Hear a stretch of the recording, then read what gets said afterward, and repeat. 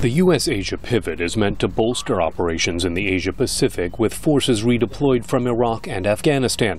And Washington plans to use new diplomatic and commercial resources to help reinforce its standing as a Pacific power. Secretary of State John Kerry. I want to confirm that the United States rebalance to the Asia-Pacific remains a top priority for the Obama administration. Every day, at the President's direction, we are directing more diplomatic, more economic, and more military resources to help advance the goals that we share with our partners throughout this region. It's not always been clear what those shared goals are, because the goals of the pivot itself are unclear, says American Enterprise Institute analyst Michael Oslin. The administration never articulated what the pivot was for, what the rebalance was for. It's not that it was a bad idea, it was a good idea. But they never explained it. They never sold it. They never told us why it was important. Former Secretary of State Hillary Clinton first launched the Asia pivot, but Cato Institute analyst Doug Bandow says it's lost steam under Secretary Kerry. The pivot in many ways, I think, was Secretary Clinton's initiative.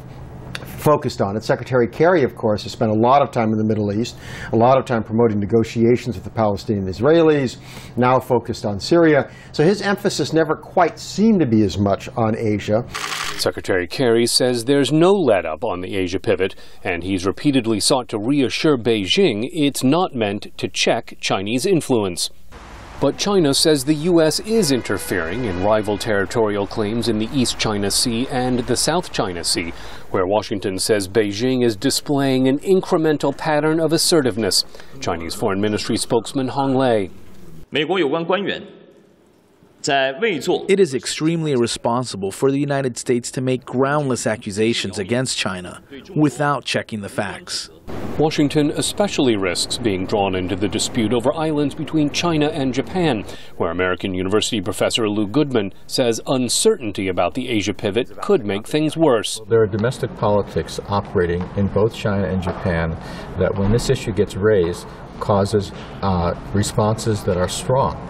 Oslin says unmet expectations about a bigger presence in Asia could be worse than if Washington did nothing at all. We may have bitterly disappointed those who really were hoping for not only an expanded U.S. role, but a more innovative U.S. role, a U.S. role that really looked at how you could build up a more liberal and democratic Asia, one that had rules and norms of order.